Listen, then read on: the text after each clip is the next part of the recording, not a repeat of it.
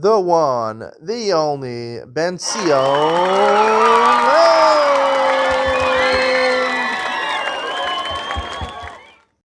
Good morning and welcome to Yeshiva YouTube. Iyun Benzion. Today's daf is Masechah Sotah, daf Chav Gimel number 23. The Mishnah, which the Gemara Chav Gimel and Aleph is basically finishing off the Mishnah that we started in Chav Beis Amud Beis. It's talking about, one of the halachas it talks about is a Karban Mincha. Karban Mincha Sotah, which is relevant to our Masechta. What happens if the woman is married to a Kohen? Now, normally, if a Kohen himself brings a mincha for himself, right, that mincha is different than a mincha Yisrael in what way?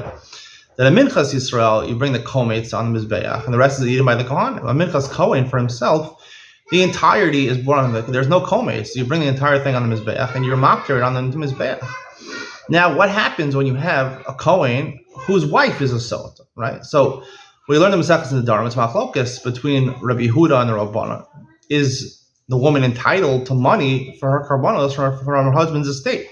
Yehuda holds yes. So we pass by Rabbanan and she's not entitled. So really the money belongs to the Kohen. However, he's responsible to pay for karbanos, so it belongs to him, the money, but he has to pay for her karbanos. So what happens over here? It's not entirely his karban because he's not bringing it for himself. She's bringing it for herself. She's the adulterer or supposed adulterer. But we have a problem because it's his money. That's what the Gemara talks about over here. What do you do over here? And the Gemara actually says that the komet is taken in this case, burn the mizbeach, and the rest is burned separately. How do you burn it separately? So there's two different solutions in the Gemara. Either it's burnt, according to one opinion, it's burnt to help the firewood, not for a purpose of carbon, or it's burnt on Shumas Hadesh, and that's really the main answer. The Gemara says you don't burn it twice in the mizbeach. First you burn the komet, and the rest is burnt on the Shumas Hadesh, and the ashes on the side of the mizbeach, and that gets around a problem the Gemara has in Masechtas Menachos.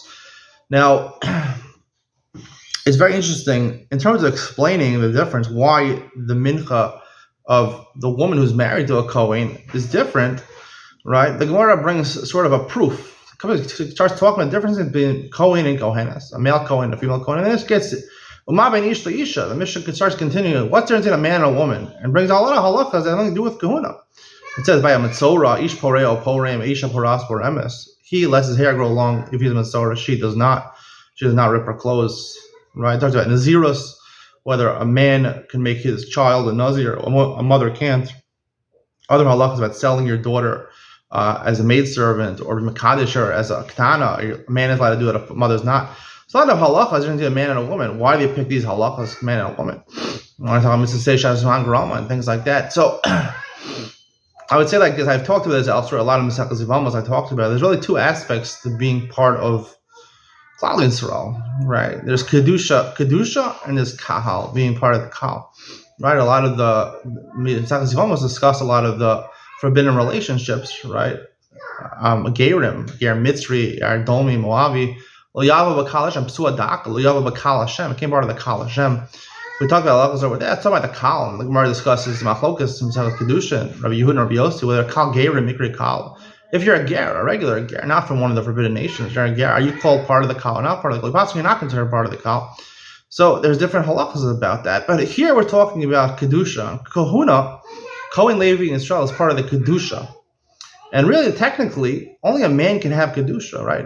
Kedusha, when you call up in the shul, right? Kohen Levi Israel, that you call them by their name. Only a man can get an aliyah in shul. Women don't get an aliyah in shul. Technically, maybe could, but we should cover it, see where they can't. But really, the kedusha of a Kohen only applies, right? A bas Kohen, she could eat from the truma of her father, but it's only because she's part of his house, because he has a responsibility to feed his children. Torah allowed him to use his money to feed his daughters. It's sort of a heter, right? It's really awesome, but it's a heter because most of his sustenance is truma, so he has to be able to feed his daughters with them. With the money, but really a woman does not have kedusha's kahuna. She's part of the kal, maybe the family, the congregation of Kohanim, but she's not part of the kedusha's Kohen. And that's why all these halachas over here about meish leisha talked about kedusha. I've mentioned kedusha many times is your ability to enjoy this world, right? A metzora and metzoras. They were talking about punishments over here. That you're a metzora, we make you right, not shaving, not cutting your hair is painful, right? Rendering your clothes, your clothes are ripped. Doesn't make you look good. Doesn't make you feel good. Right, a nazirus, right? A lot of pain in taking a nazirus, right? Marrying off your daughter young, I mean, to slavery, to be a maidservant, or to be a young, 8-year-old daughter married off. That's really infringing on someone's enjoyment of the Lord Kedusha. And again, sold b'gnei vasa. Again, all these halachas, in Ish and Isha, are all halachas about Kedusha. And that's really what we're saying over here. That a Kohen, they're saying a Kohen and Kohenes, the Kohen is only something, only Kedusha's Kohen by the men. There's no Kedusha's Kohen by a woman. Whether she's the daughter of a Kohen or not, doesn't make it, he can't transmit Kedusha to a woman. Only a man can have Kedusha's Kohen. And for certain things, Kedusha's Levi and Kedusha's Yisrael, only a man can Kedusha's have Kohen. And that's really the halacha by the mincha of a mincha Sotah. She's married to a Kohen. Even if she's a daughter of a Kohen, it doesn't make a difference.